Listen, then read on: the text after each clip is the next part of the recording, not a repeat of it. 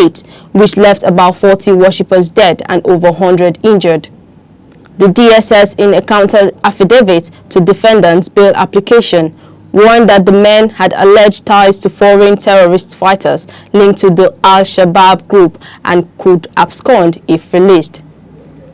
The defendants are Idris Abdul Malik Omeza, 25, Al-Qasim Idris, 20, Jamil Abdul Malik, 26, Abdulhaim Idris, 23, and Momo Otuba Bubakar, 47. They were arraigned on 9 counts bordering on terrorism.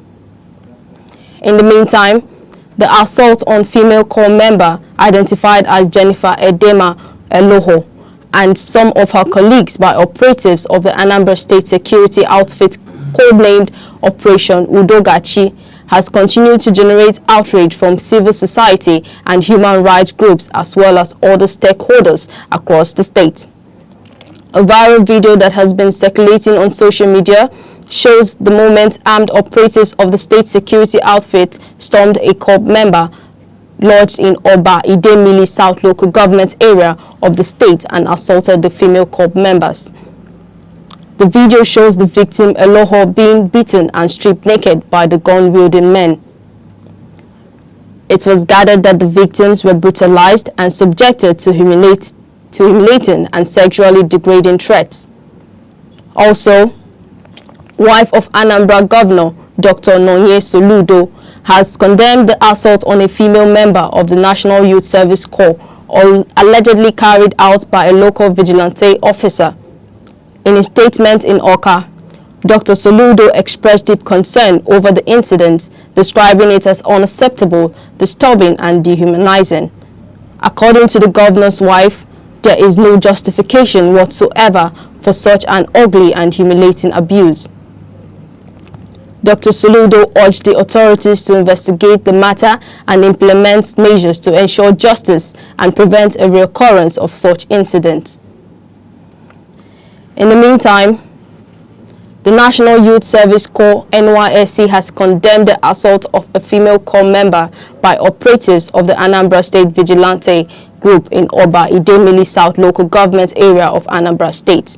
In a statement issued by the Acting Director of Information and Public Relations, Mrs. Caroline Embu, the scheme described the attack as unacceptable and dehumanizing, stressing that no justification could warrant such treatment of a corps member.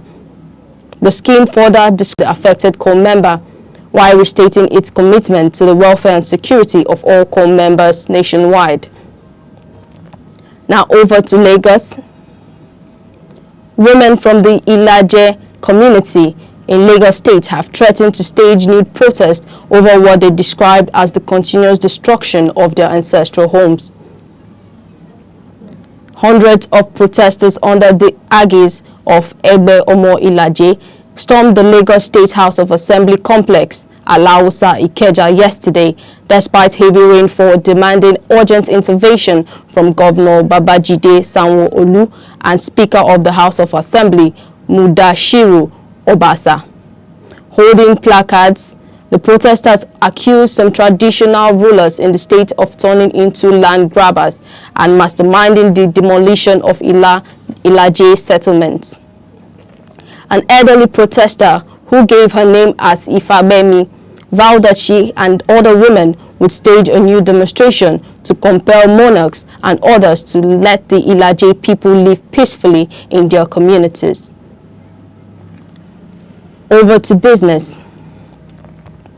The Naira yesterday depreciated to 1,555 Naira per dollar in the parallel market from 1,550 Naira per dollar on Monday, but the Naira appreciated to 1,534.5 Naira per dollar in the Nigerian Foreign Exchange Market (NFEM). Data published by the Central Bank of Nigeria (CBN) showed that the exchange rate for the Naira fell slightly to 1,534.5 Naira per dollar from 1,534.8 Naira per dollar on Monday, including 30 kobo appreciation for the Naira. Consequently, the margin between the parallel market and NFEM rates widened to 20.5 Naira per dollar from 15.2 naira per dollar on Monday.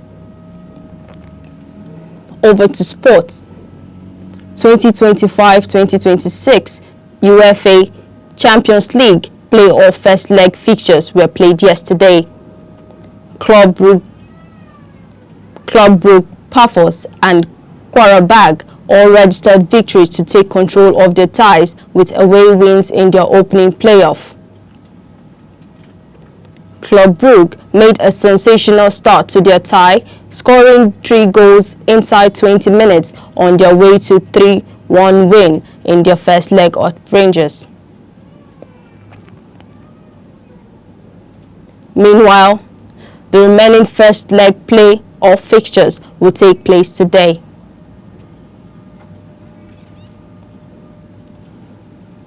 Moving over to entertainment, Nigerian Afrobeat singer Inyanya is set to make the biggest comeback with a new album and a tour of the United States. The music star announced that his 5th studio album will be released next month and that he will embark on a tour of the United States from October to November. To end the news across the country, here are the main points.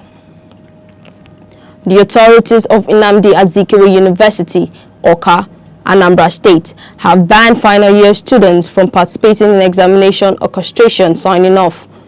The 100 compressed natural gas CNG buses recently inaugurated by the administration of Governor Peter Mba of Enugu State to enhance public transportation have hit the road of Enugu. The National Youth Service Corps NYSC has condemned the assault of a female corps member by operatives of the Anambra State Vigilante Corps of the Oba Idemili.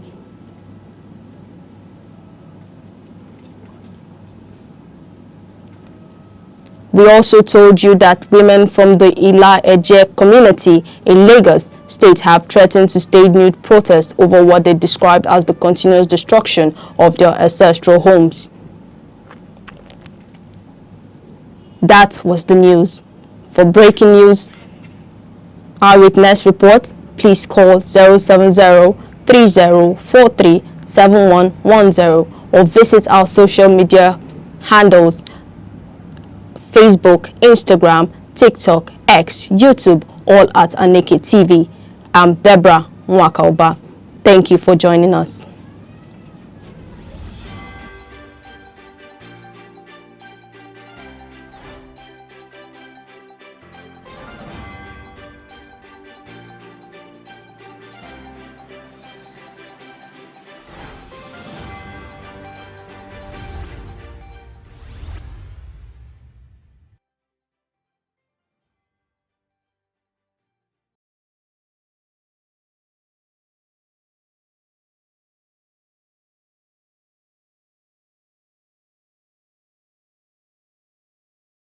Welcome to Aneke TV, the heartbeat of culture, truth, and innovation. From breaking news to inspiring documentaries, from grassroots traditions, mysteries of life to global perspectives, we'll tell your stories. We amplify your voice and your vision. With every screen we light up, we connect, inform, and empower. It's more than a television. This is Aneke TV. We move with the world.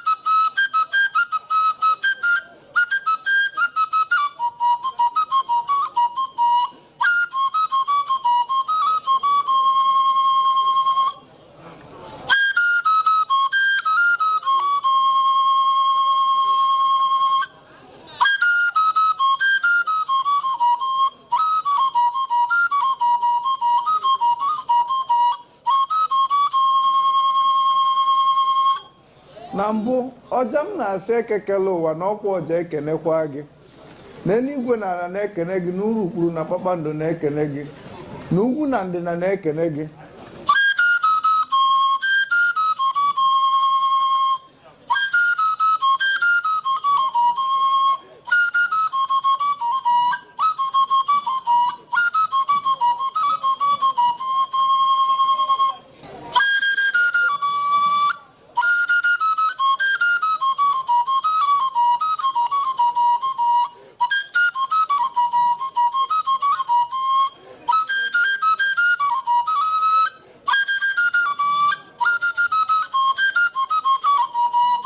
maka ka onye si eme ka ekwe si akpụ ya ka onye si eme ka ọja si akpụ ya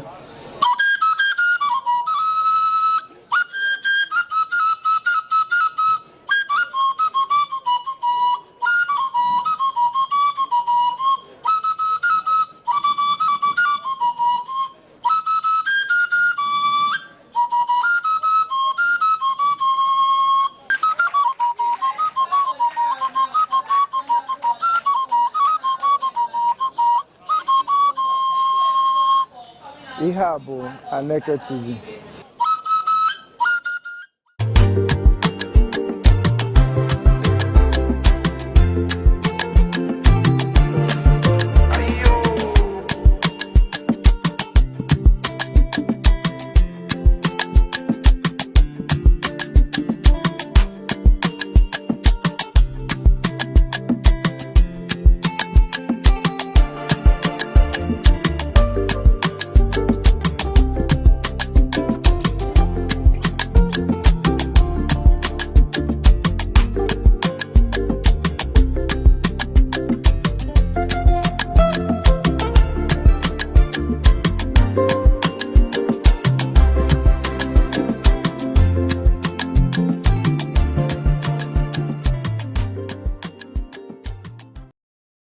A non-governmental organization, Aneke Pascal Onyekake Foundation, has distributed free exercise books to pupils in Community Primary School 1 and 2 in Ozam, Amechi Dodo, Nkanu East Local Government Area of Enugu State, with an encouragement to the children to take their studies seriously. The serene atmosphere of the school was agog as the team arrived at the arena with over 300 children benefiting from the free exercise books. Speaking during the event, the program officer of the foundation, Obinna Obu, said the idea of sharing the books was to empower the children educationally. According to him, the foundation has put in place all the necessary measures to support the development of education in the area. He said the foundation had visited and donated books to some other schools in Enugu South, Nkanu East, and Nkanu West local government areas. We are here, which is part of our ongoing project, which cut across distribution of educational materials to pupils of rural schools located in rural communities. So we've covered other local governments. So this another local government, another school under Nkanu East, which we've covered today. And I think our come here was successful, though the rain tried to destroy, but to God be the glory, the aim of coming here was achieved at the end of the day. As they are shared.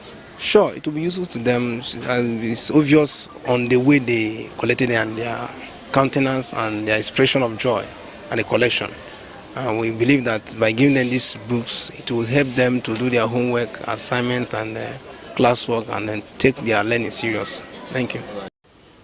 3 pupils, Sarah Obase, Chimeremeze Goodness, and Ernest Igwe, expressed joy that their school was remembered and thanked the foundation for the gesture, pledging to take their studies seriously. I am happy, and we are happy as people give us the exercise book of Aneke. Thank you for giving us. We are happy. I want to say you people thank you for coming and sharing the book for us. I want to say to you people thank you for coming and sharing book for us. Speaking, the 2 headmistresses of the Community Primary School 1 and 2, Ozam Amechi Dodo, Mrs. Regina Ngozi, and Magdalene Ume thanked the foundation for their humanitarian efforts by providing free books to the children, saying that the books will motivate the pupils. All I have to say is thank you, Lord. Una try. We really appreciate your coming. We are happy. It's a real good. We are happy for the foundation have shared up to let's say 500 size books to the children. And children also, we are happy that they receive this gift from you people. We appreciate you and your foundation, and we pray that God will continue to guide you. Even my purpose are excited. I appreciate you people for coming, at least to show us that this type of thing is in existence. Because if people are not here, we will not have known that you are in existence, that this such a thing is even in existence. So we appreciate it. Mr. Levinus Ibuaba, an indigene of Amechi Dodo, thanked the foundation for sharing free books to the children and also encouraged them to do more. He also encouraged the pupils to take their studies seriously, that with the books shared to them, it will be very helpful to their studies. I'm very excited. When I heard that you people are coming, I was overwhelmed, because I know that coming here will cushion the effects of the cost of education in the life of the parents of the pupils. An adage in our locality that says no no, just meaning that whomever eats his yam, that one is the highest farmer. So Aneke has remembered us.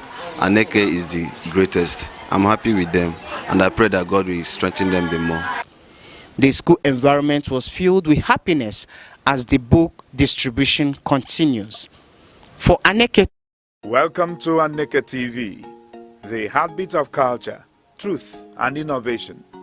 From breaking news to inspiring documentaries, from grassroots traditions, mysteries of life to global perspectives, we'll tell your stories. We amplify your voice and your vision. With every screen we light up, we connect, inform, and empower. It's more than a television. This is Aneke TV. We move with the world. Hello dear viewer. Many thanks to you for joining us on the program, The Arena, on Aneke Television. Today on the show, we are taking a look at a political matter. Political apathy amongst Nigerians, especially the young ones. Causes, root causes, and the way forward. These and more are what we'll be looking at on Aneke Television today on the program, The Arena. As you know, The Arena is a platform where we come to take on burning topical issues and matters ranging from different sectors. It could be political, it could be economic, it could be socio-cultural, it could be agriculture, it could be health, all on The Arena. But today we are launching on politics. So thanks for joining us. My name is Chris Aneke, and today we have joining us as our guest a principal lecturer as far as the Department of Public Administration in the Institute of Management and Technology, one of the foremost institutions we have in this part of the world here in Enugu is concerned, IMT Enugu. Dr. Emeka Nwanze is here with us in the studio. Doc, it's a pleasure to have you. Thank you, viewers. And we appreciate you for always responding when we call on you, sir. And I'm glad to be in the arena forum. Thank you very much, sir. So, dear viewers, sit back as the program unfolds.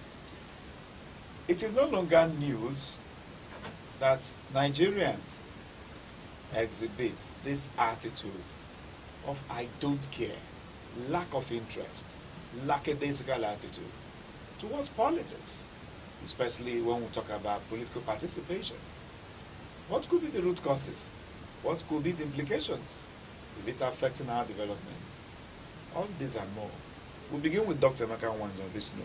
When we say political apathy, please, sir, could you help us give a brief explanation, meaning, to the term political apathy? What is it? Apathy simply means I am not interested in things that I'm supposed to be interested. Apathy comes in different dimensions. It could be political apathy, it could be apathy socially, it could be emotional apathy. But today we are looking at political apathy. So we equally have social apathy? Yes. Oh, beautiful. There are some people that are social. They don't like coming out. They are introverts. They don't like mixing up. They are shy. And that is their nature. To them, you know, you have different types of, what I call it, the way God created us. Some are sanguine, some are melancholic. And this thing determines who becomes apathetic socially, apathetic emotionally, and apathetic politically. All right, so the issue of lack of interest is actually apathy in itself.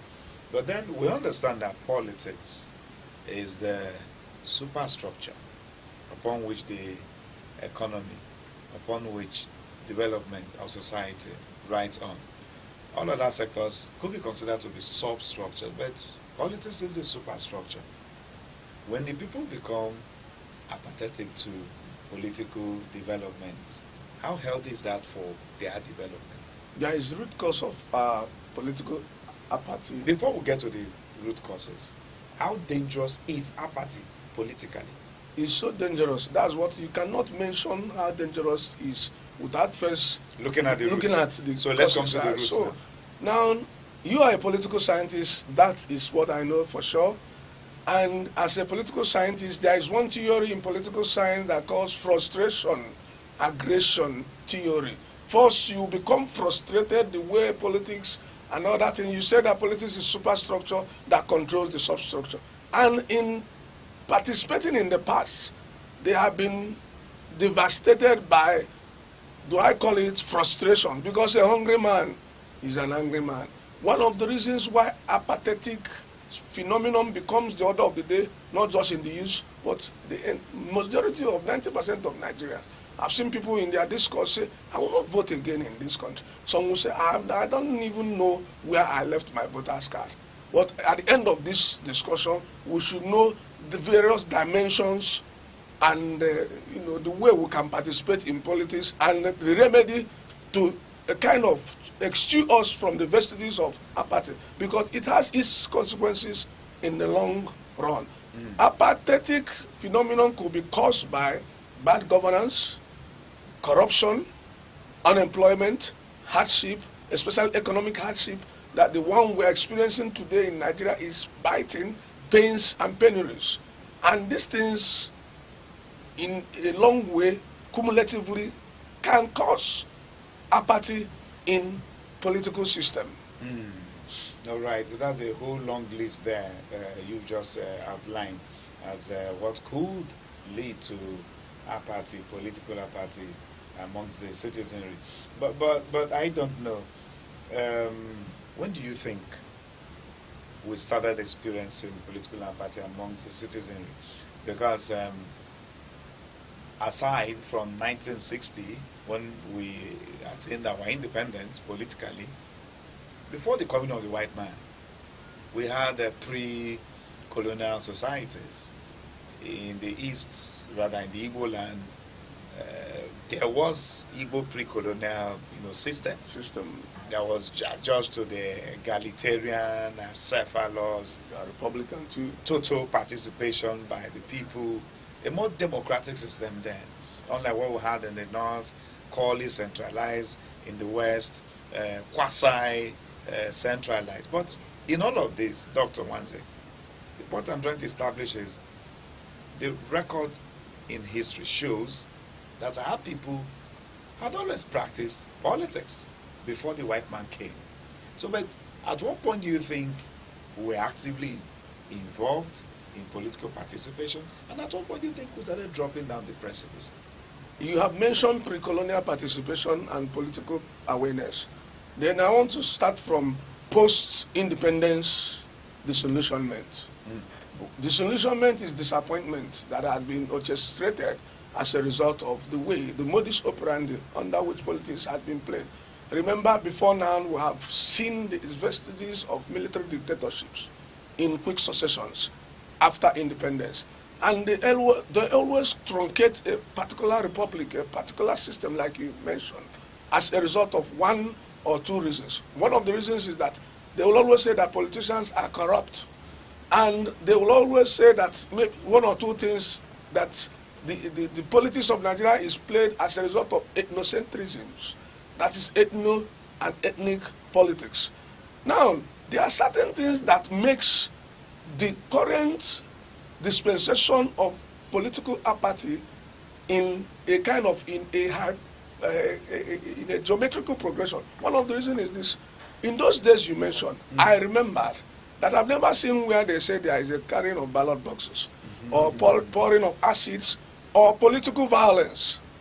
This political violence, as seen in current day politics, is one of the things that makes our youths to be politically apathetic. Sometimes our parents will tell their child or children or what, don't go and vote, so that they will not use you as a political talk to destabilize or truncate the activities of voting in a polling booth. These are the things. So when violence entered, our children and our youth started going, started becoming waxing cold.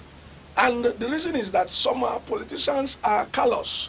Instead of giving enough political education and enlightenment, because light and knowledge makes you to have an edge.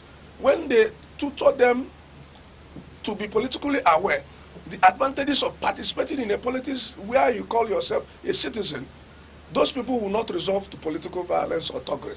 So because thuggery have killed a lot of people, I've seen in a polling station where people come and begin to shoot sporadically. And the parents will tell you, nah, mom, don't go this country, a joke. Then again, you see people, you stay under the sun, you make your vote, you line up, you stay there being hungry, you cast your votes, defend your vote, but at the end of the day, what is voted is not what is announced, it's not what is pronounced. Along the line, there will be a shift. That's what we call rigging, comes in. That is one of the things that makes people bad precedent, disillusionments. These are the things that are cumulative. That people will now say, vote, tata, or vote. Is it what I have contributed? Is it what my vote? That my vote doesn't count in this country. And at the end of the day, when the results will be announced, the government of the day will tell you that if you are not comfortable with the announcement of the results, you can go to court. Then on going to court, I believe that we are running 3 organs of government. It's not just the politicians that represents the executive organ. We still have the judiciary and the legislature. And under checks and balances, the judiciary is supposed to become the hope of the common man. But in current day, according to precedents, you come to the court expecting justice over electoral pronouncement and result. The court will also disappoint you by pronouncing what the chief executive have asked them to do, because they are under their prerogative of decisions and mercy. Then the legislature, the current of what is happening in our legislative, both red carpet and green carpet, is something to be ashamed of. And when people look at these things, the legislator that's supposed to become a kind of organ, can I show you the beauty of democracy is legislature? Why? Legislature stands to control the executive in terms of budgetary allocations, like what that's the budget of a country comes to the sittings of Nigerian legislature under the joint session of the House of Representatives and the House of the Senate. They have every infantry and powers, the muscle and the capacity to say, Mr. President, this budget allocation is too meager. Or in this allocation, the ministries like education, agriculture are not, the money that is allocated to them is not enough. The money that is apportioned to security. But then, I am so disillusioned too that the legislature will look at those abnormalities coming from executive fiat and they will not say anything about it. Rather, they will begin to look on a way to a kind of, do I call it, try to sit upon their own legislative right by trying to connive with the executive powers. But that is not beauty of democracy. And these are the things when our youth look at it and they will begin to say, even the judiciary that are supposed to protect my interests as the hope of the common man is looking at me, and we are wallowing in abject disillusionment. These are the things. There is no way we can move ahead in our democratic dispensation where my right, fundamental human right as enshrined in the Constitution, which we discussed the other day, are not protected. And there are organs that protect this right. There are organs that pushes democracy to give it its beauty. The beauty of democracy, I said again, lies on ability of legislature to control the executive, and also lies in the ability of the judiciary, if they are independent, to stand and to unleash justice without fear or favor. You will agree with me that most judicial decisions that we witnessed in the recent past is as a result of the expectations of the people, not through due process or rule of law. Just one phone call, do these things this way. The decisions is this. We already sit at home, say that this thing will end this way, and at the end of the day, it will end that way. These are the things, when you look at it, are the things that makes our Nigerian electorates and the youth to be highly disillusioned and to be highly apathetic when it comes to political matters. Interesting indeed. I wouldn't know. I hope time will be friendly with us on the show today. So all of these things are the problem. Now there is lack of trust, especially amongst young Nigerians on the system, the political system. Violence you have listed, poverty you've talked about, lack of trust you've talked about. Dr. Nwanze, I still ask again, at what point can we look at and say, this is actually when we went sliding down the precipice, looking at our journey so far? Yes, you made reference to post-independence. I could still remember that during the 1983 election, while former President Shehu Shagari was seeking for re-election, at the end of the election, Dr. Nnamdi Azikiwe and Obafemi Awolowo, who were the main contenders against him, had judged the election not to be free and fair. They called it a rigged election. So, but then at what point, and these were the founding fathers of our political history, the men who wrestled independence from the hands of the colonial masters, complaining that the system, the political system was corrupt to the point they called the election rigged election. So when can we say it was at this point we went sliding down the precipice? We are in a country or in the part of the continent where rigging has become part of our political culture. It has become. Yes. Now, and this thing didn't start today. But I want to shock you. The truth is this.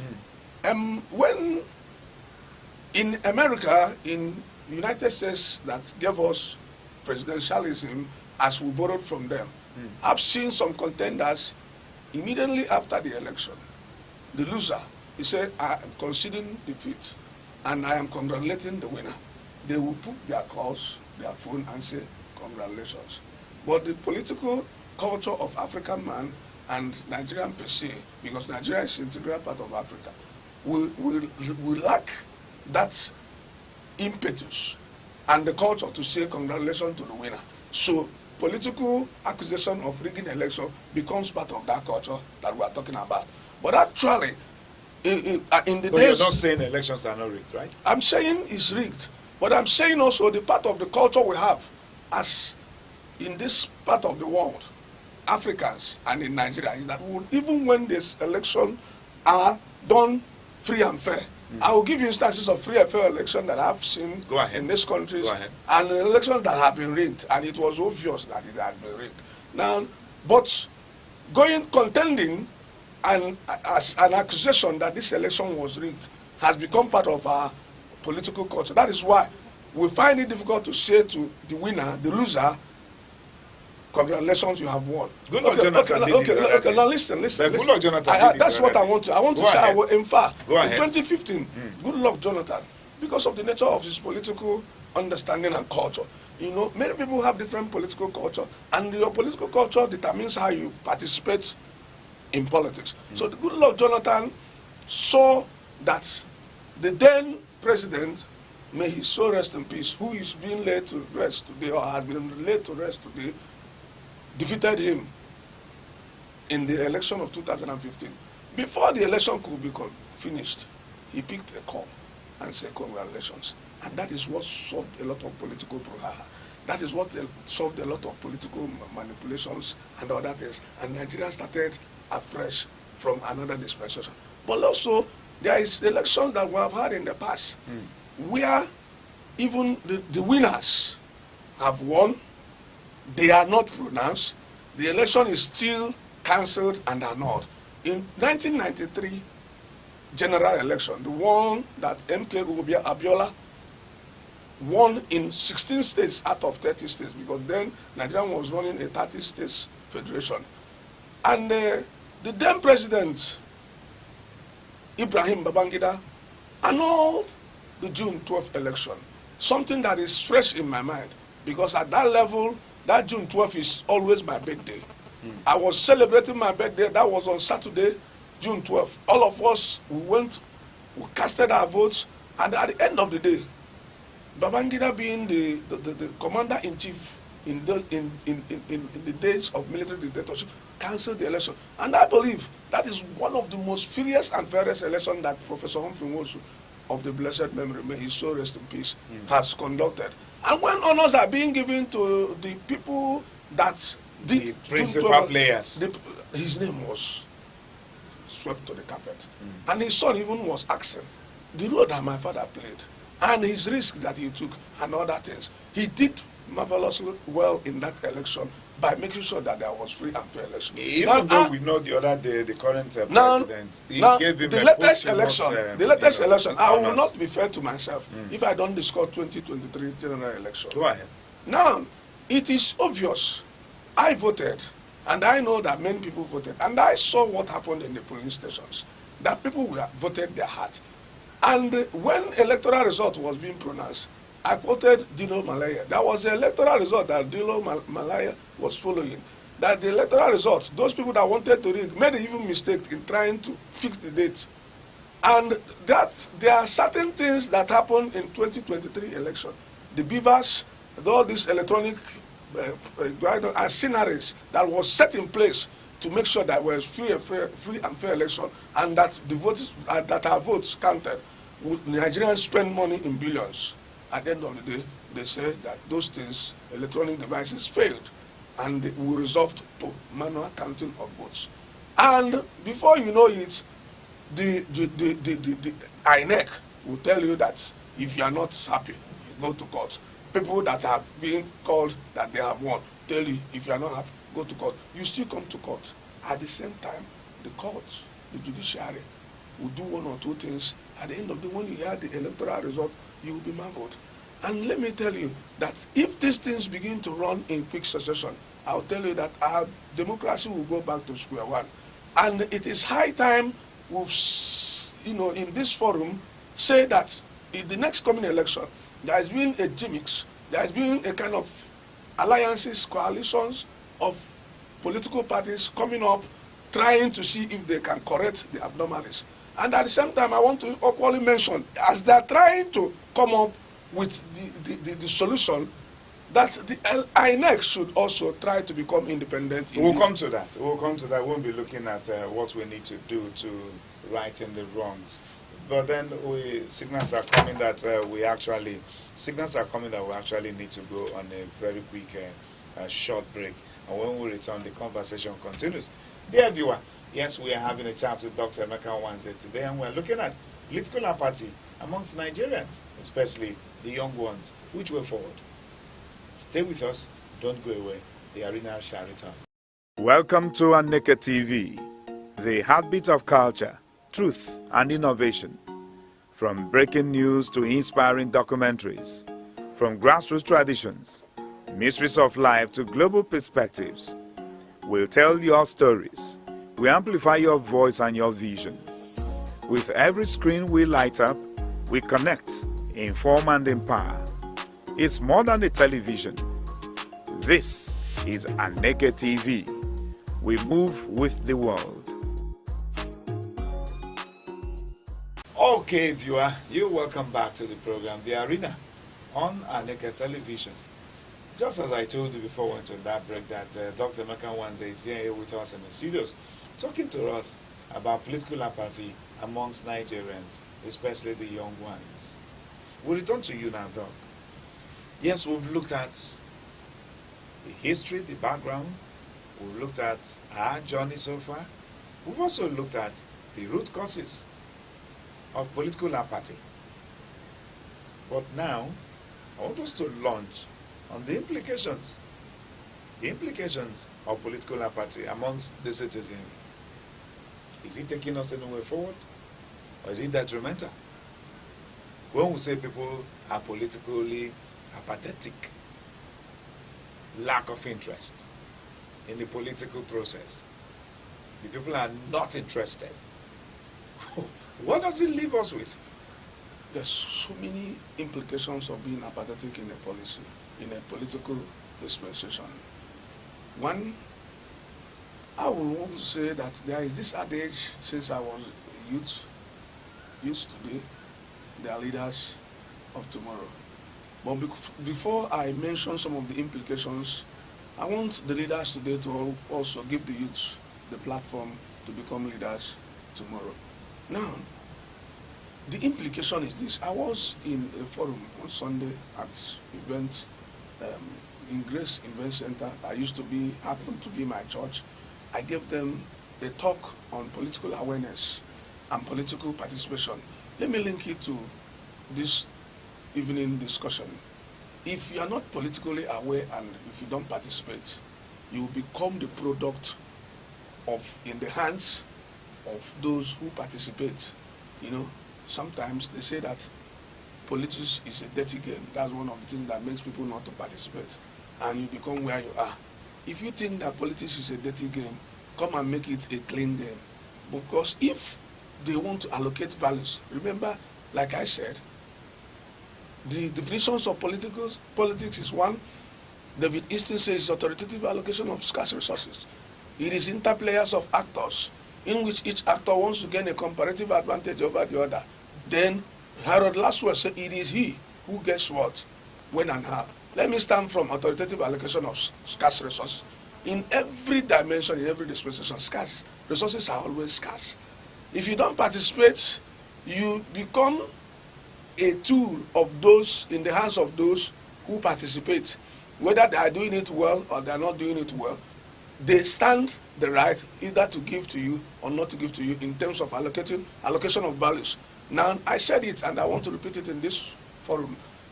Politics is not just participating to become a governor or a president or even a local government chairman. But if you participate in politics, there are certain things you could benefit. One, you may have a moral standard and they will know you for becoming very good and upright. And the local government chairman is looking for treasurer. And he said, I want to make you the treasurer of my local government because you are an upright, because of your integrity, because of your accountability, because of your probity, because of what you stand. By that time, you are not, per se, a political office holder, but as a local government chairman. You have not even run an electoral position, but you have gotten an appointment. The governor of a state may say, hey, Professor Eze, you are a nice man. I know you very well. You represent a brand for integrity. Come and become the vice chancellor of this school. Come and become the rector of this school. With that, because you have participated in one way by voting, by even calling and saying, hello, congratulations, is part of political participation. Participation is not just going to vote. It's not only having voters card. It's not only electioneering campaign. You can, at the same time, look at what the governor of the state is doing now. We know we are running e-governance. The governor of the state in Enugu State. Yes, you can say, congratulations, you have done very well. You can equally report and say, hey, where I live at Ologo, the contractor you gave to that job is not doing anything good. Though.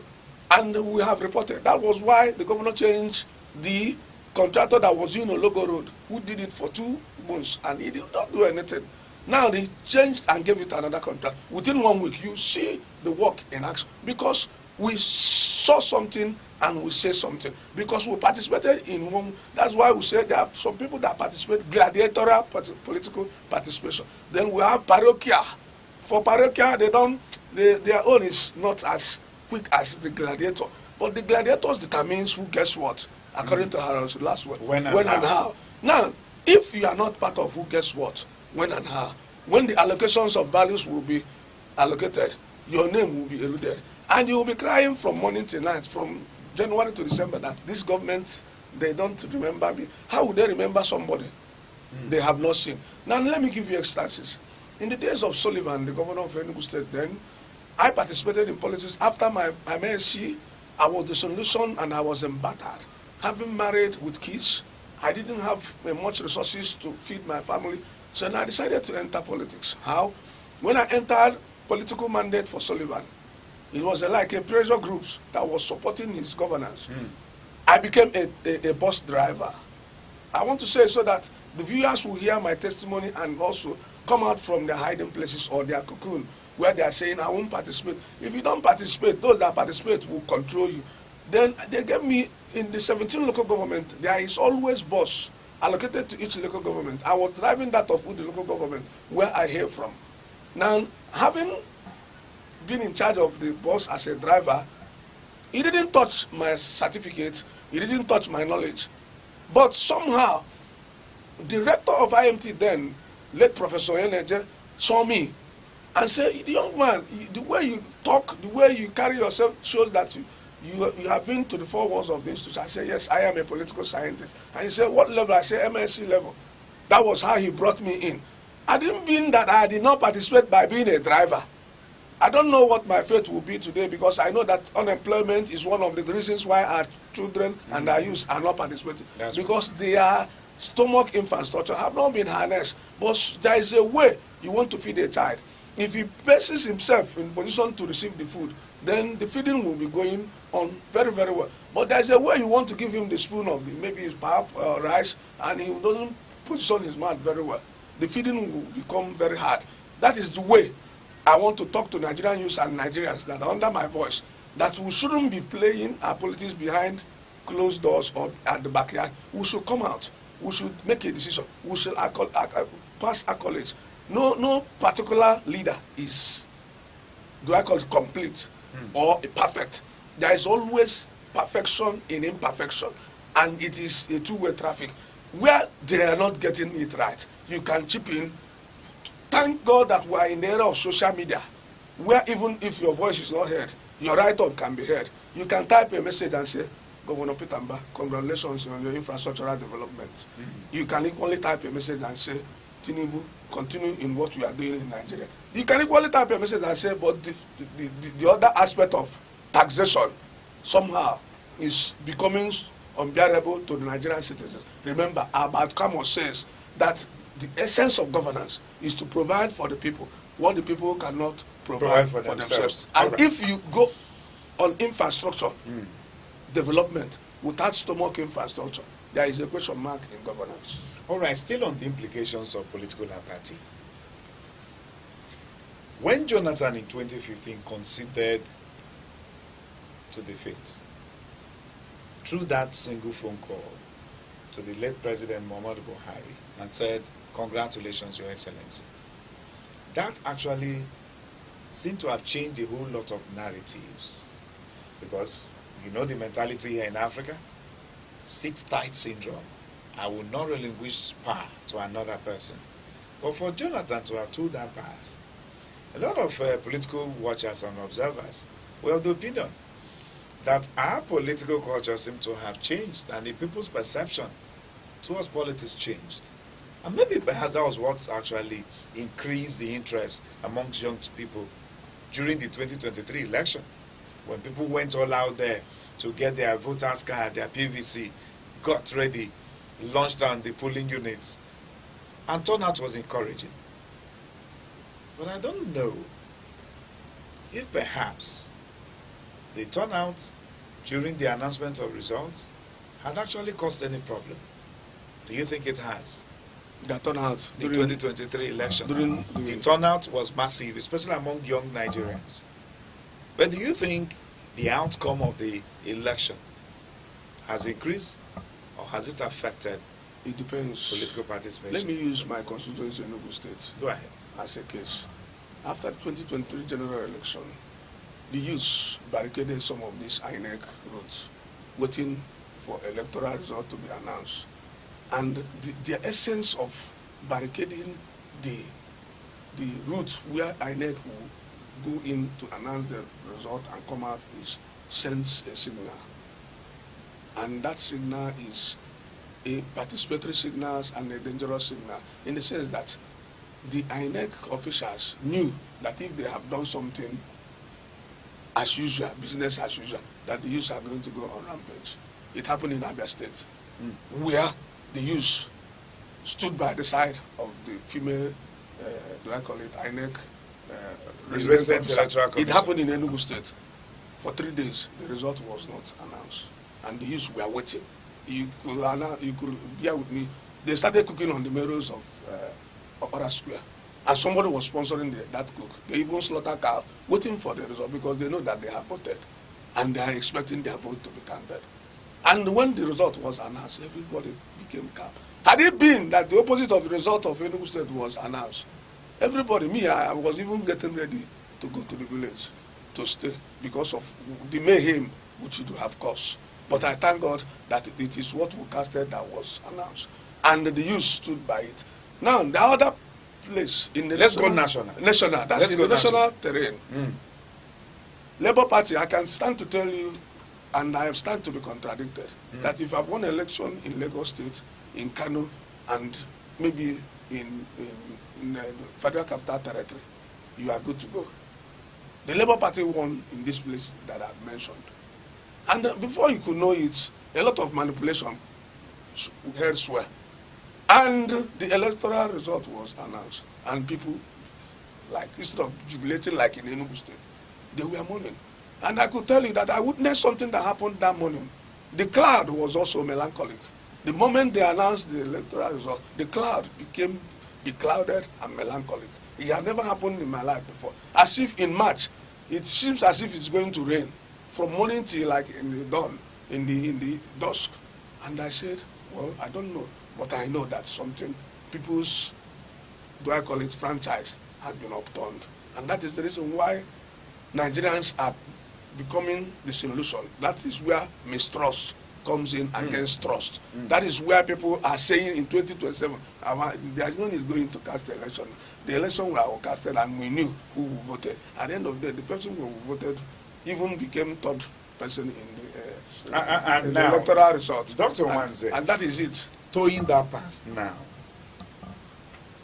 is taking us back to the implications. Towing that path, is it not a dangerous path to tow for people to say, okay, no need, participating? Is that not going to be a dangerous let me very, very dangerous, I said. Let me tell you this. I want to tell Nigerians, especially of the youth's extraction, to be politically aware more than ever before. Let me say this now that I have the privilege to say it. You cannot stand and say the election was rigged when you did not exercise your franchise.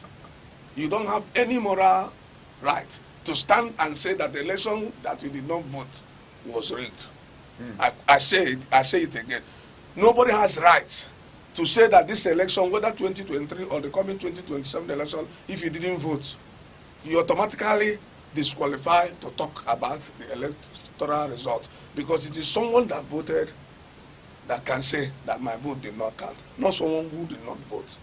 And I want to tell us that if we increase our political apathy to political participation in coming 2027 election, it is going to go a long way to produce what I call ethical leaders. Ethical leaders.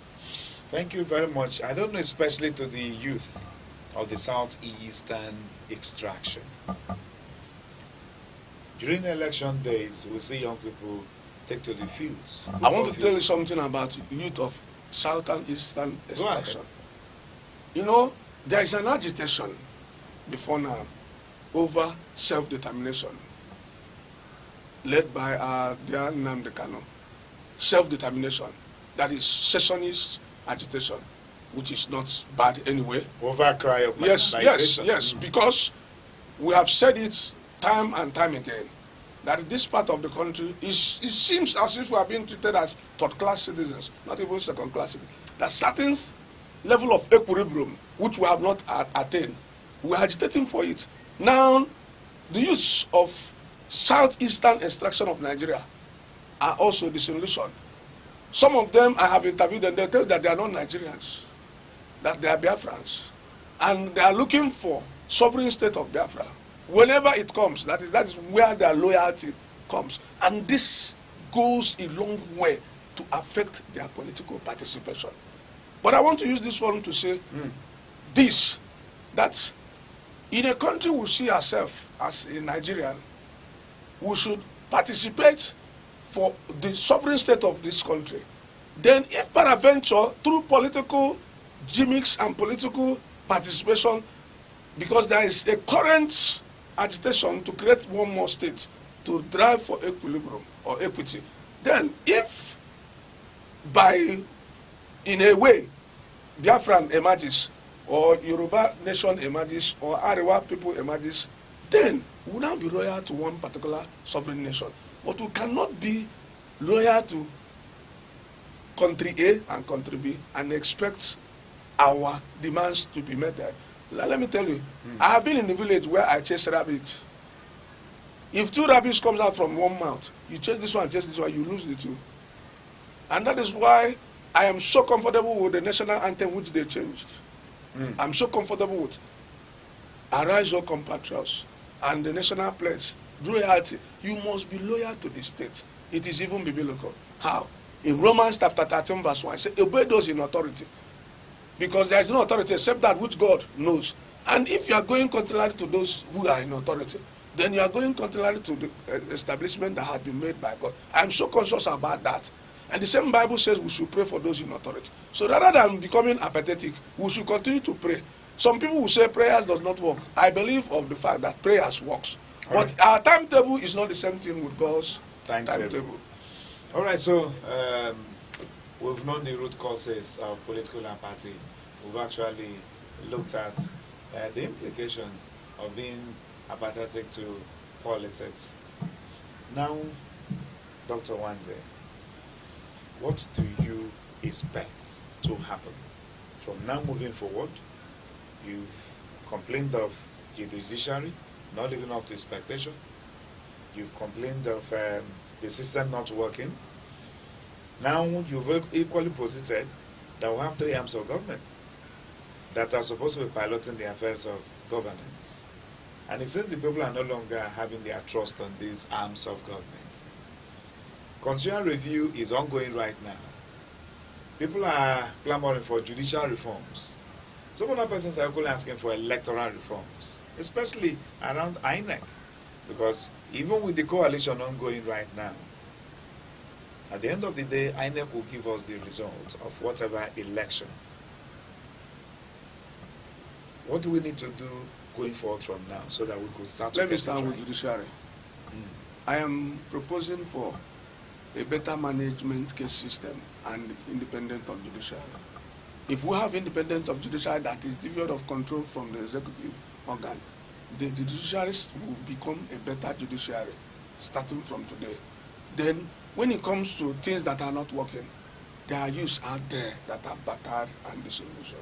Create jobs for these youths. You know, P2B was saying something about consumption society and creating wealth. Our GDP will not increase, our gross domestic product will not increase, except when we go into production.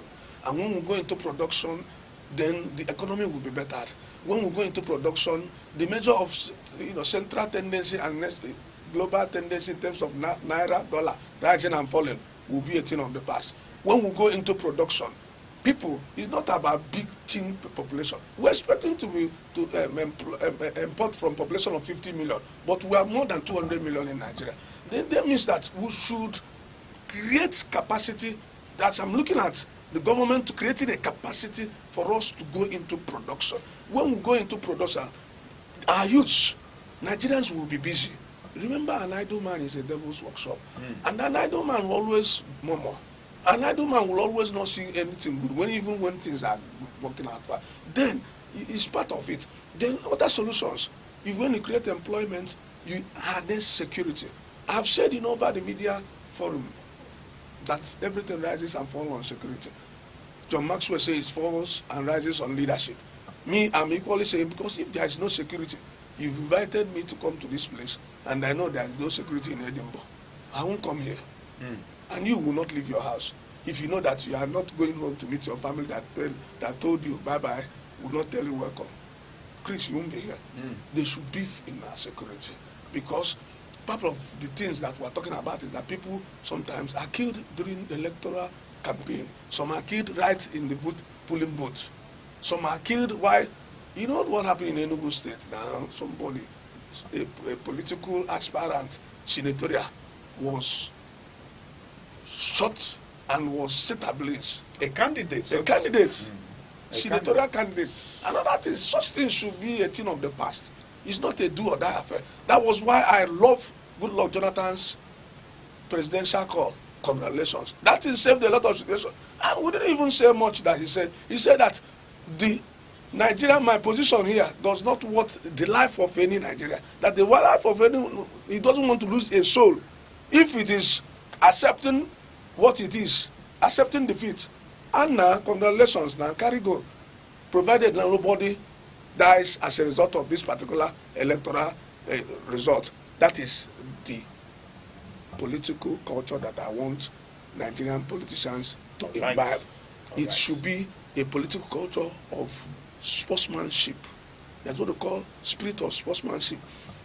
Last 2 days, I watched PSG and Chelsea.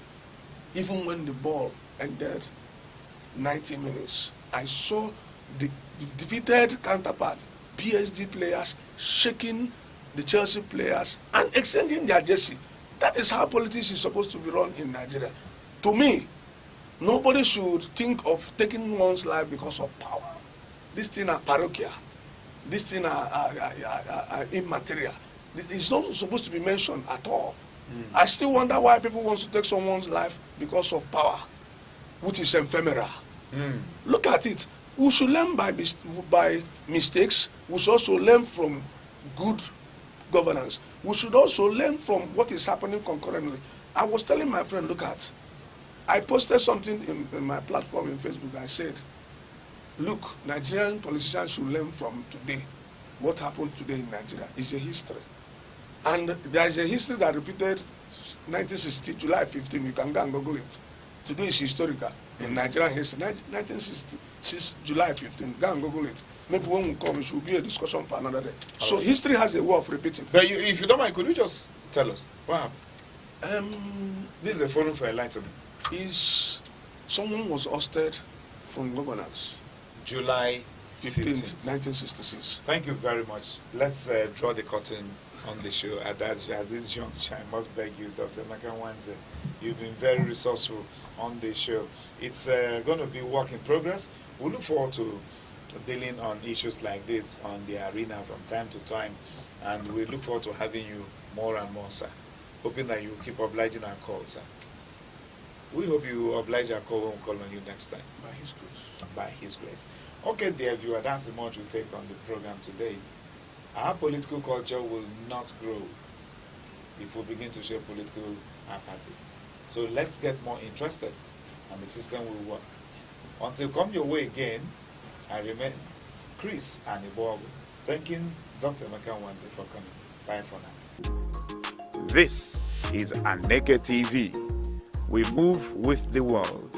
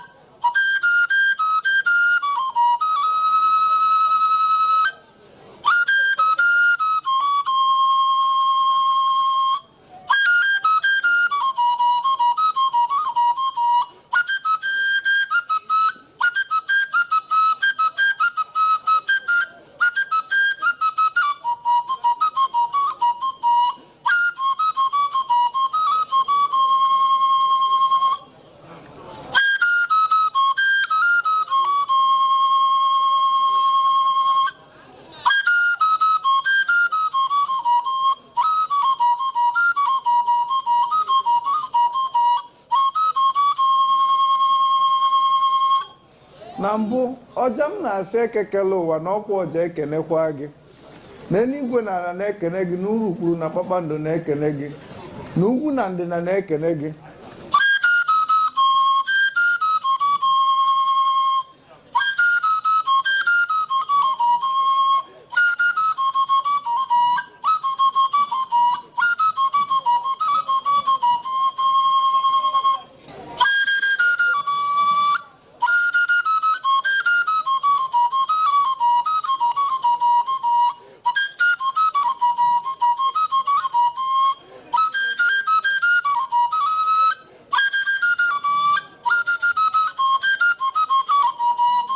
maka ka onye si eme ka ekwe si akpụ ya ka onye si eme ka ọja si akpụ ya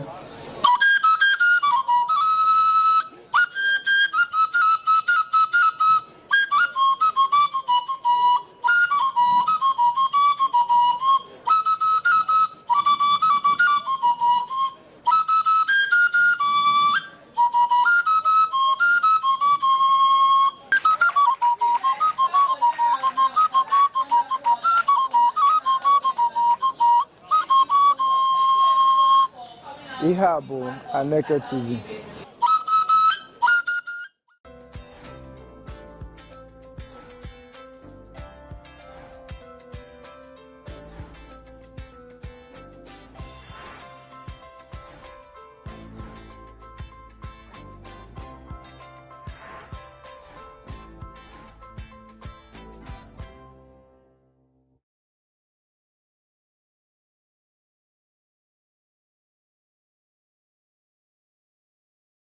Good morning, Nigeria. Good morning, 042. Thank you for joining us today. You're tuned in to Sunrise on Aneke TV, your favorite person bringing smiles to your morning always. I'm Deborah Nwakaoba, coming to you live from our studio here in vibrant Enugu.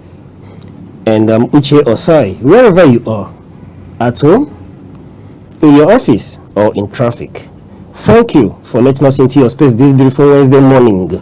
We are here to refresh, inform, and motivate. And it's midweek, everyone. Today is Wednesday, August 20th, 2025. And of course, we're here again with your full package of news, weather, trending stories, and our special sunrise vibes to help you begin the day. So, relax, sip your tea or coffee. Enjoy the ride because sunrise is here. And firstly, we would start off with our quote of the day with words that are educative, encouraging, and worth-drawing insights from so we can remain focused, well-driven, and be able to grow. And right after that, we will give you today's newspaper headlines. All the key updates you need will be served hot and tasty. We've also got the weather report for today covering cities across Southeast, which will help you get well prepared and good to go. And later we'll take you through today's celebration to lift your spirits. And so our quote of the day, it is coming from the man himself, Elon Musk. And in his quote he said, "If you need inspiration, don't do it." This simply means that if you're waiting to feel inspired or motivated before starting something, it might not be the right thing for you, because true passion or purpose doesn't always need outside motivation. It naturally comes from within. It's naturally something that drives you. And if, for example, if someone really loves painting, like if you love painting or if you love doing something like painting, you don't need to sit around waiting for inspiration. You just stand up and paint. But if you constantly need pep talks, somebody to like move you, yes, go and paint, go and do something, then it's not where your heart is. So try looking for what your heart desire is, and then do it. And I would like to hear your own view on this quote, Mr. Uche. All right, just do you. Do that what makes you happy. Don't wait for somebody to push you, just like waiting to see me in a studio going to sing like the video on them. You will never see me do that. So in all, Elon Musk is trying to tell us that A dog doesn't need to be told that it's a dog to bark. Yes. You just have to do it. Yes, because he knows. So if you're waiting for somebody to remind you or let you know, do this and that, then you don't have it in you. Just like every morning you have to wake up to be here because you love what you do. Yes. Exactly. Thank you. And as usual, please always remember that each new sunrise is an opportunity for us to grow, try something new and learn, or simply be more present in whatever we do. So today, please find what you love doing so you can do it well. Please let us know what this quote means to you. You can drop your thoughts on Facebook, X, Instagram, or right here on YouTube, all at Aneke TV. And we'll be going on a short break, and when we return, we'll give you the weather update. Please stay tuned.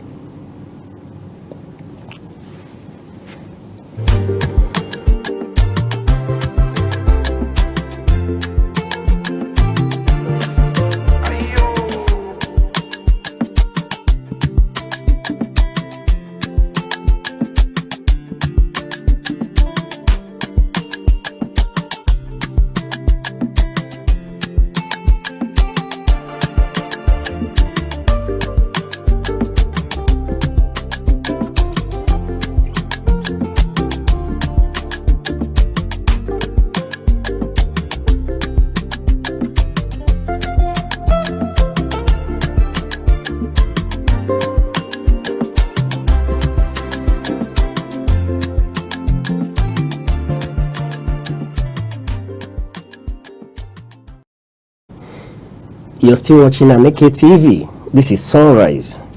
Stay tuned as we take you through weather reports across major cities in the southeast.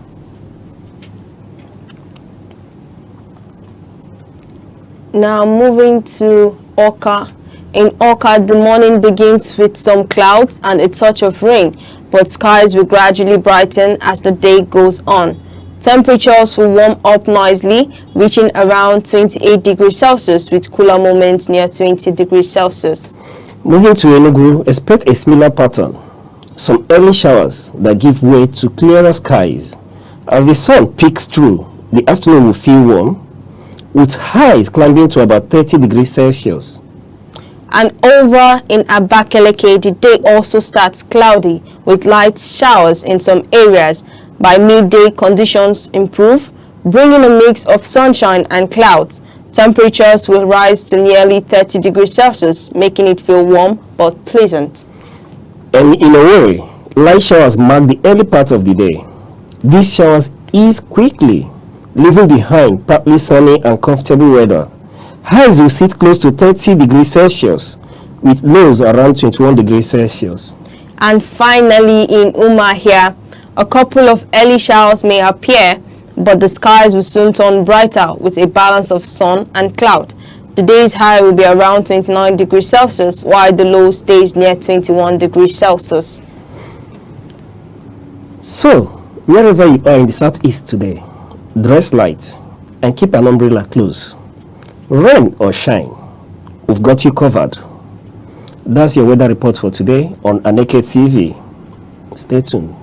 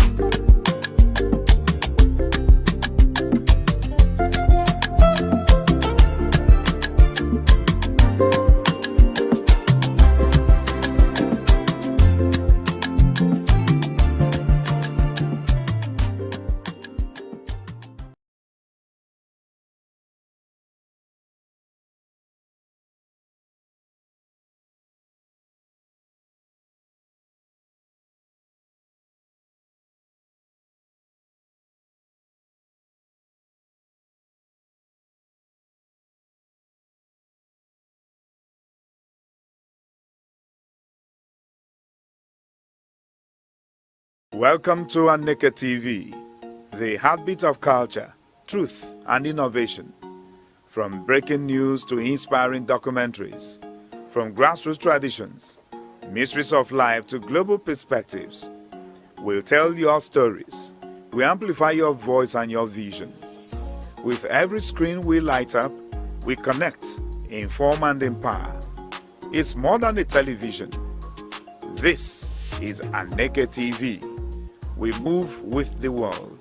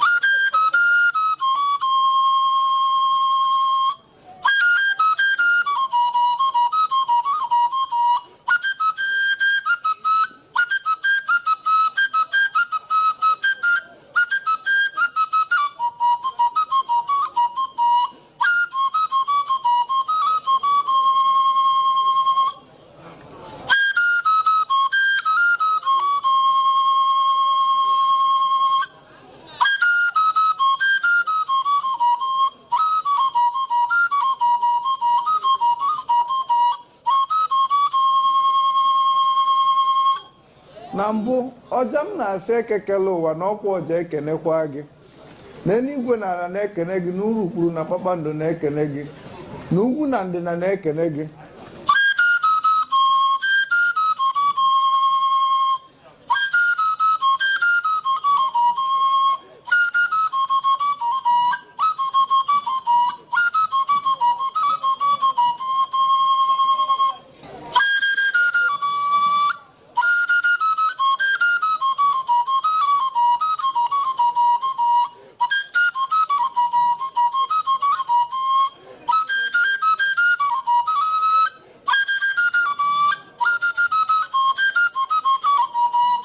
maka ka onye si eme ka ekwe si akpụ ya ka onye si eme ka ọja si akpụ ya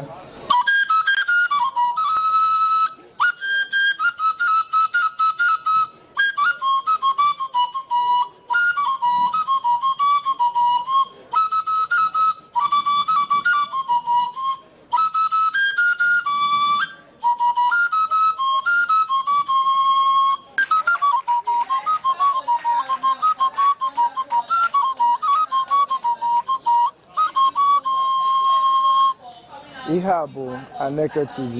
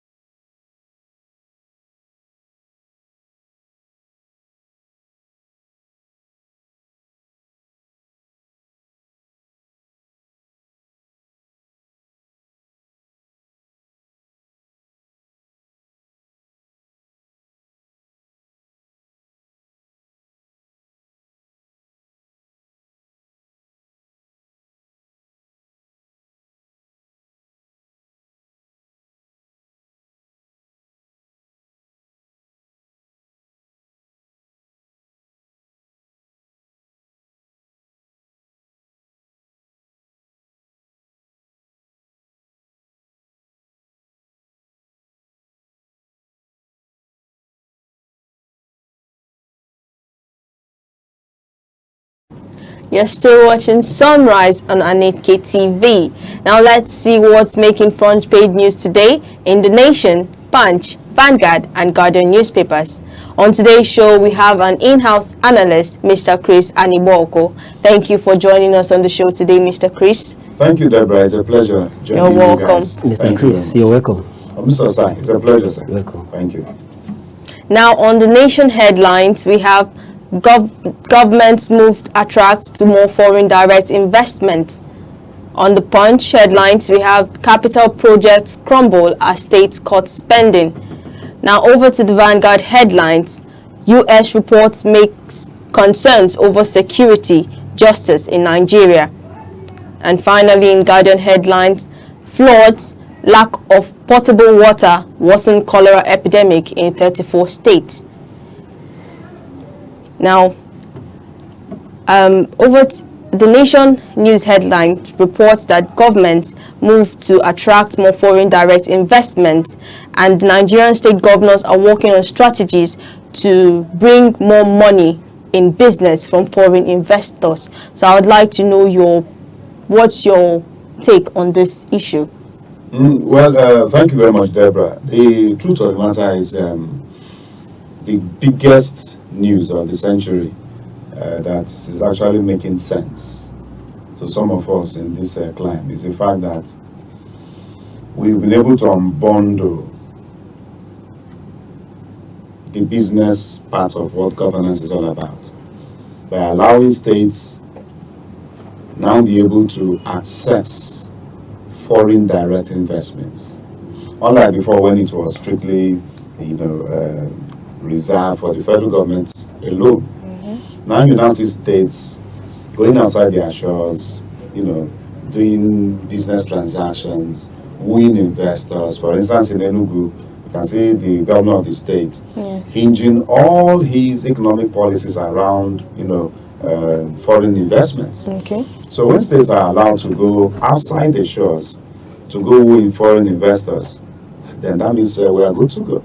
But then again, we need to be very careful because sometimes all that glitters never gold. That's true. We've seen what happened with the Ogun State government under Benga Daniels when he brought some foreign investors into Ogun State. But then later on, the thing became very, very bad to the point that Nigerian foreign assets became seized by some Chinese companies. So we need to be careful. We need to understand terms and conditions on the paper. We need to actually study every document being signed. Do you understand? Yes. Before being signed. So that it's not just about we want to get foreign investors to come and help us develop our place, and then we just out of the craze, to make this money, and then pen our signatures on documents that will land us into more troubles. Okay. So the states are good for it, they are better for it, that they can now access foreign investments. It's going to open up the economic base of states, because if you see the system we practice in Nigeria, it's actually very funny that we say we are practicing federalism, but then the reverse is the case.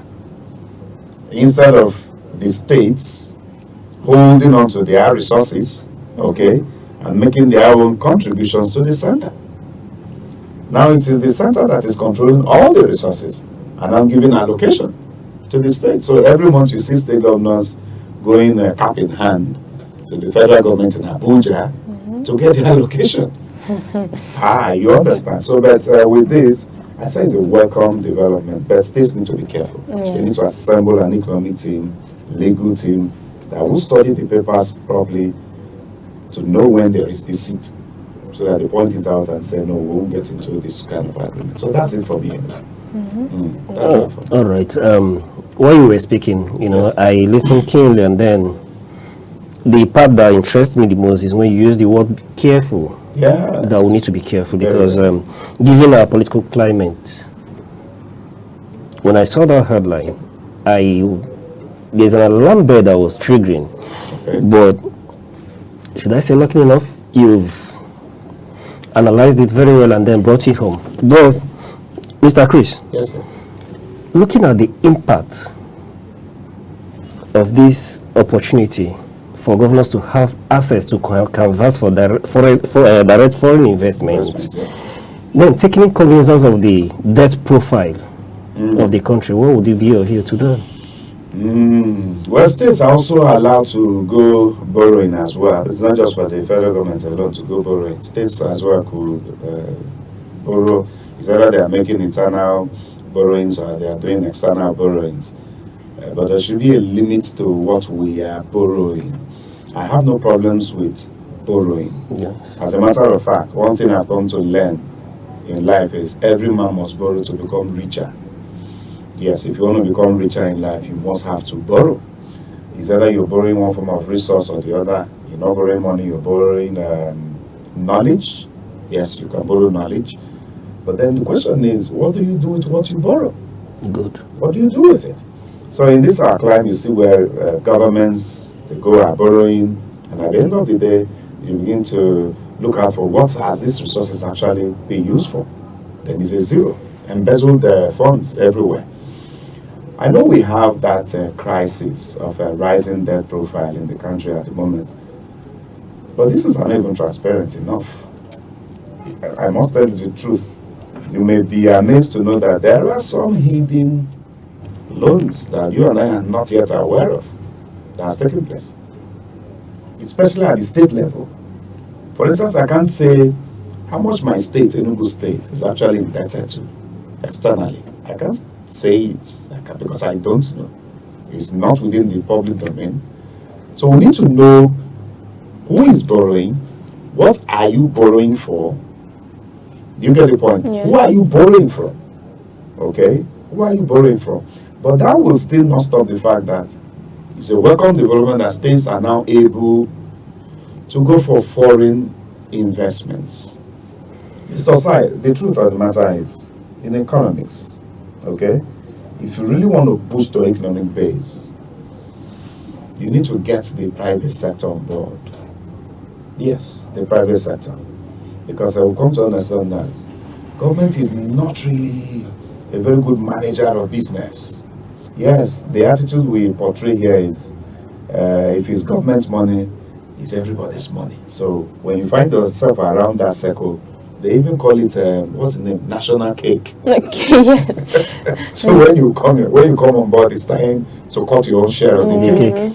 But when you have the private sector come on board, what the government can only afford to do is to create an enabling environment, you know, for businesses to try and make sure that there is ease of doing business, you provide security, make resources available, then allow the private sector to thrive. Okay. So I welcome, with a very big applause, the fact that states are now able to go for foreign investments. Okay. But then again, as you pointed out, it's not enough for states to go borrowing beyond their limit. Okay. So there should be a limit to these things. All right.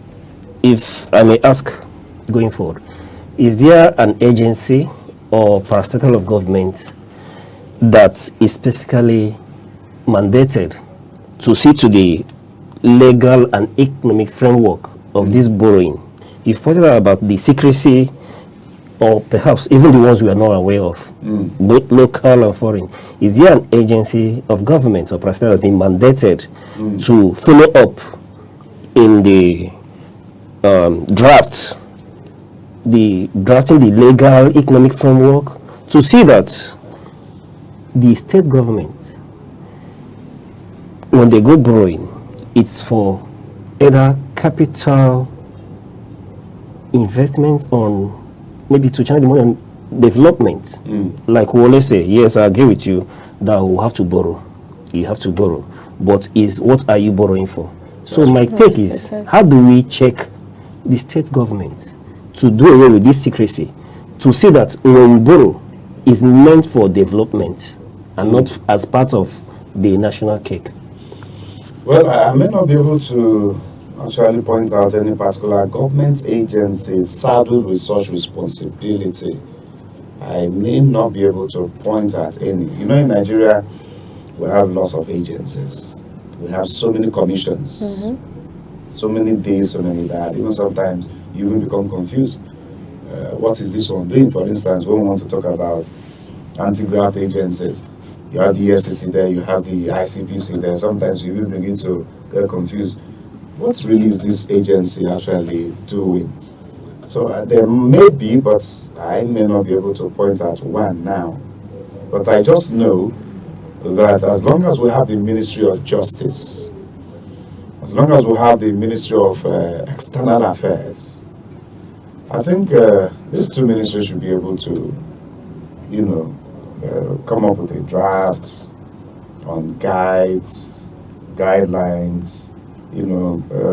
checkmating states' excesses so that they don't go stepping their bounds, especially in dealings with the foreign external bodies, But I don't know if there is any particular agency or government saddled with such responsibility. But the Office of the Accountant General of the Federation that is saddled with withdrawing from the state's allocation to pay whatever they owe. Whatever they owe there, right? Yes, yes. Well, maybe I cannot actually tell you particular. All right.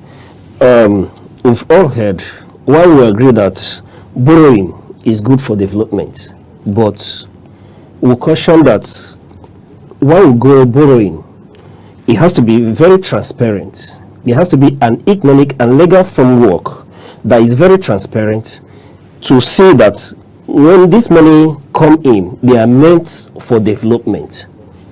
And in as much as we congratulate the federal government for opening up the space this way, we equally call there should be total monitoring and guideline to see to it that this money is not diverted for other purposes. Thank you.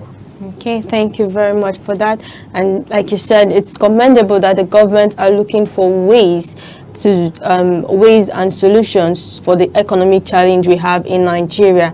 Now, moving over to the Punch headlines, it says it reports that the capital projects crumble as states cut spending, which you can see that many states are running low on money, just like we said earlier. So they are reducing or abandoning big development projects like roads, school, and hospital. There was a time in the headline where they said there will be no they banned building of universities. There's a moratorium on licensing. Yes, that was banned. So I don't know what you have to say, if you have anything to say on this issue.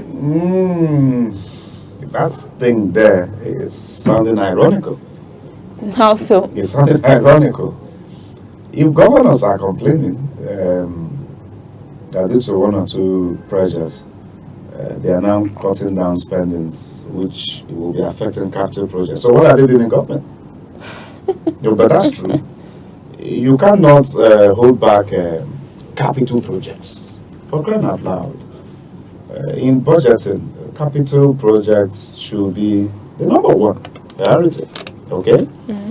Well, your recurrent expenditure, yes, is there. And that's why I also begin to commend again what the governor of Enugu State, Dr. Peter Mbisimba, is doing with his budgeting, where we now see capital expenditure, capital projects taking the lead, taking a greater percentage of the chunk of the budget. So, now, if governors are saying that capital projects will be crumbled, what then are they doing with the money?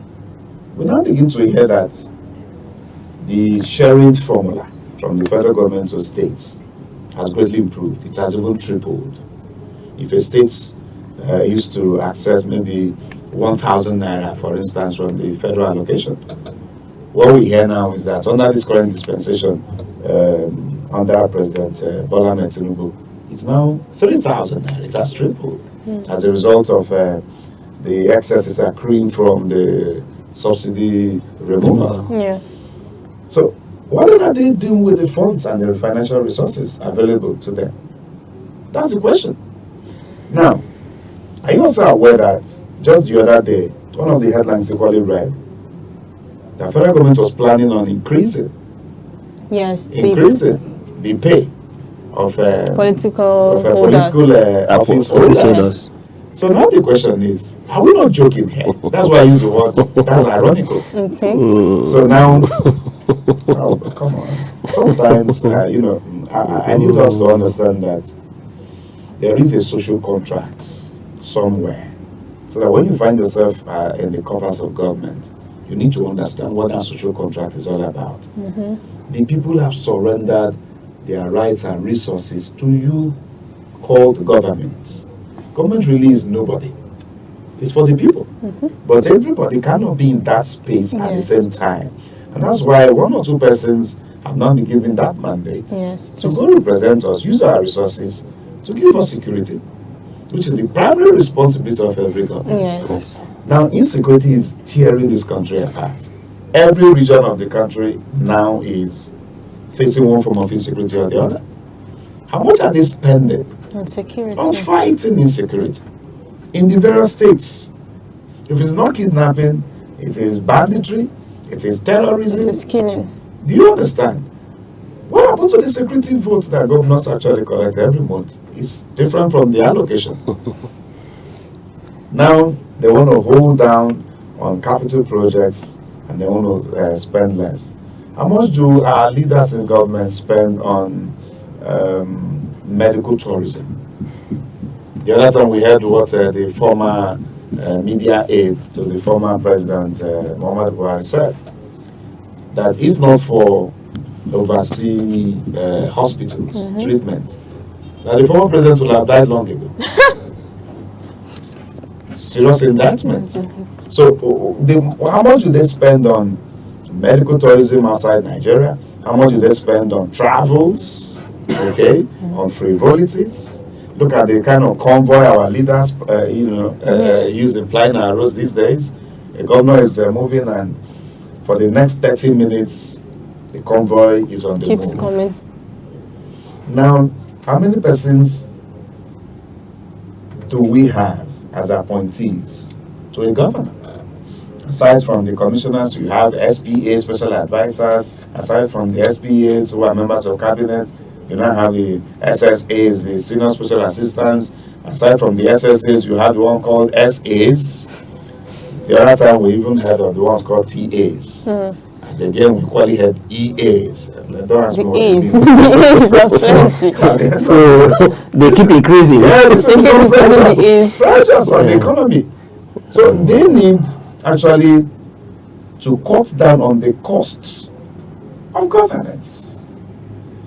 How many of the political leaders are able to say, okay, because of the economic crunch, instead of our take home, which is this amount, let's reduce maybe to 50%.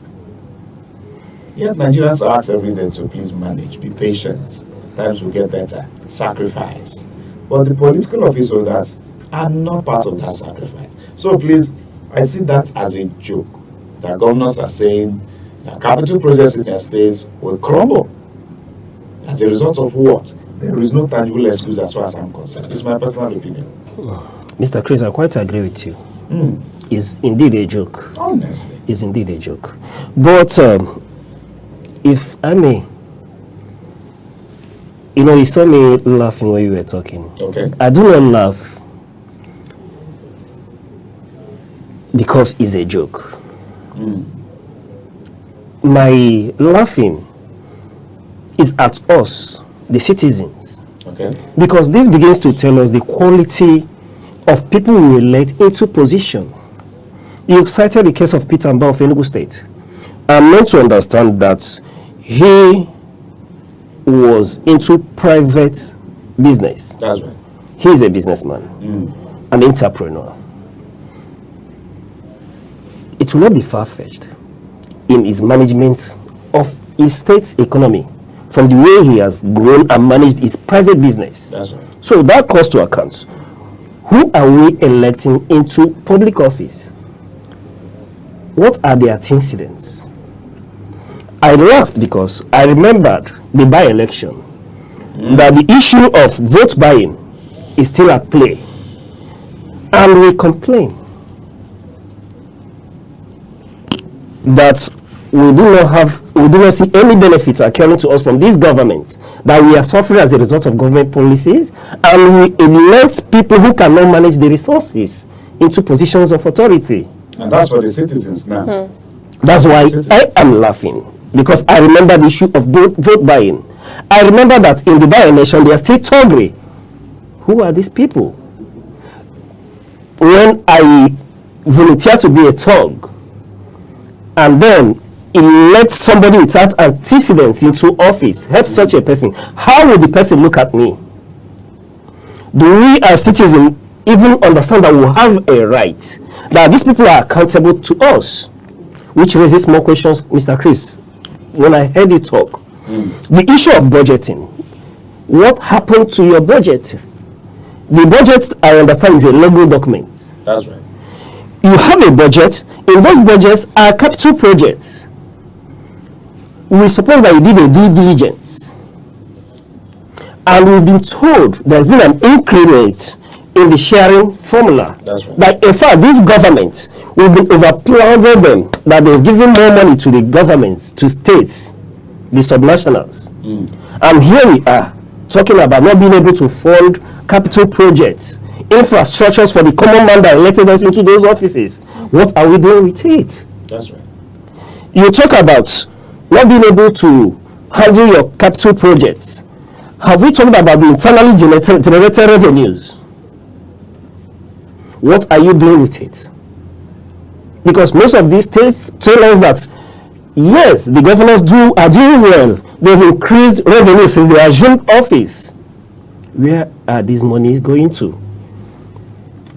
Medical tourism, like you did point out? No, I laugh, Mr. Chris. You know why? Because I think at this point in time, civil societies, CLOs, should invest more into electoral information. Let the citizens know their right. Because I, for one, I believe that because the citizens don't know their rights, they don't know that these leaders are accountable to them, and because they do not ask the right question, we will continue to see headlines like this. So we will continue to accountability. Yes, Accountability. we can't continue to worship our elected officers. They are there to serve. They have to account for where is the money going for. They have to account for the internally generated revenue. You are telling me that you can't build road for me? Why did I elect you into office? And funny enough, to tell us that Mr. President, we've applauded for making more money available to the subnationals is not doing enough. And then the headline for us to have access to borrow more. Is this a precursor to justify the fact that they are at liberty to borrow more money? You get it? Well, the question is there for them to answer anyway. So, in all, this headline raises more questions than answers. But we'll call on the electorates, the citizens. Let's hold our leaders to account. Let's ask more questions. If we ask more questions, they'll be able to explain to us what they mean, that they can no longer handle capital projects with the myriads of revenue that is occurring to the subnationals at this moment. Thank you. Okay, thank you very much for that. And we'll be moving over to the Guardian headline. It says, lack of potable water worsens cholera epidemic in 34 states. And flooding and lack of clean drinking water are making the cholera outbreak in Nigeria worse, spreading across 34 states. I would like to know what you think about this, because it says, there was the time where the federal government reported that there will be flood for certain amount of days, and then I think due to that, it has worsened the cholera outbreak in different states. Now, I don't know if you have any points or anything to say.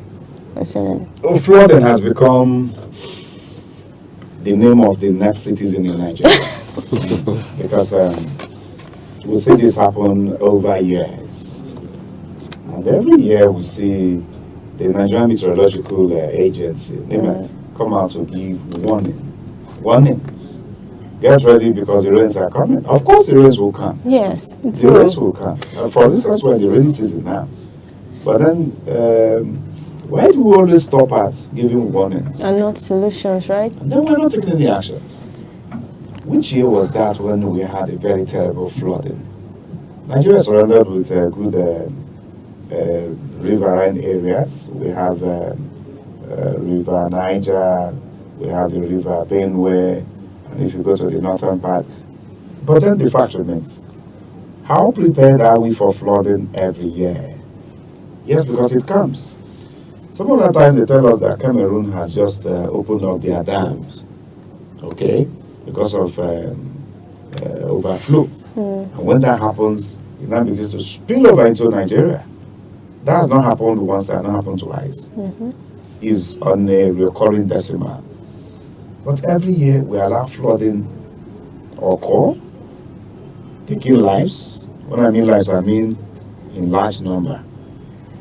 Taking away properties worth millions of do I use naira or even hard currencies here? Damaging resources, because most of the time you see farmlands being swept away by this flood. Houses are lost.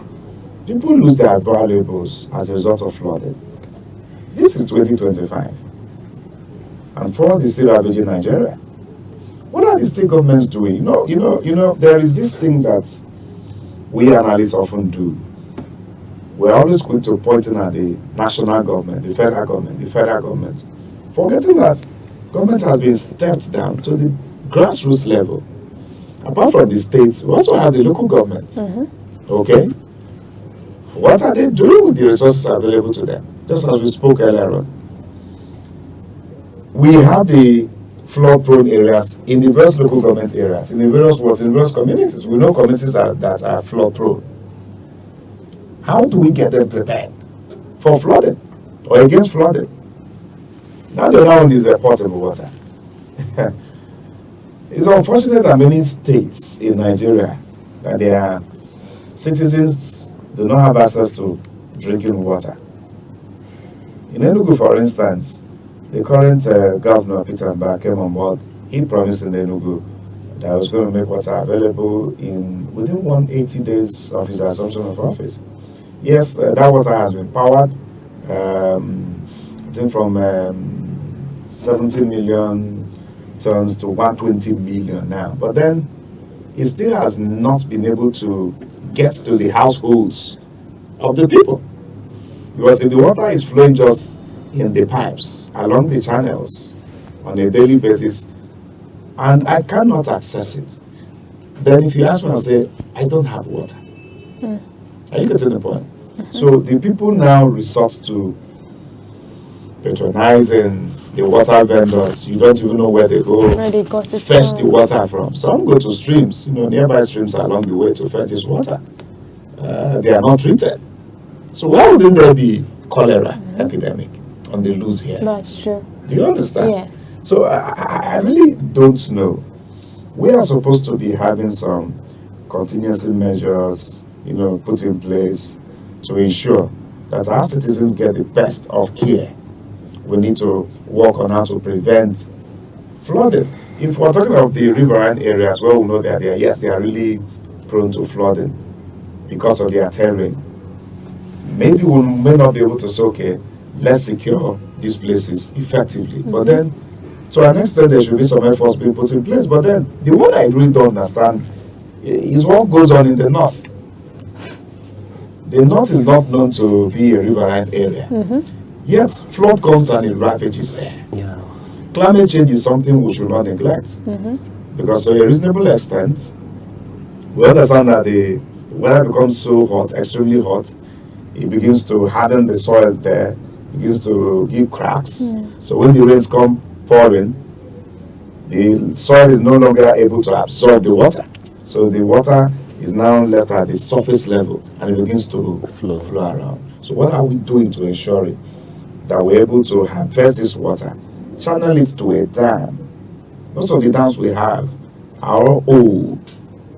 The dams we have are old. The other time, I think in Adamawa State, we saw where the dam collapsed. So why are we not fortifying the walls holding this water harvested? So I don't know. If cholera comes, it's going to be another big sorry story for Nigerians. You know what cholera is all about. Yes. It's not something to something joke new. with. And then it's going to be a very big pressure on the health sector, because the hospitals, the primary health centers, will they be able to deal with these issues when they come? Yes, of course. Do we have the drugs? Do we have enough manpower?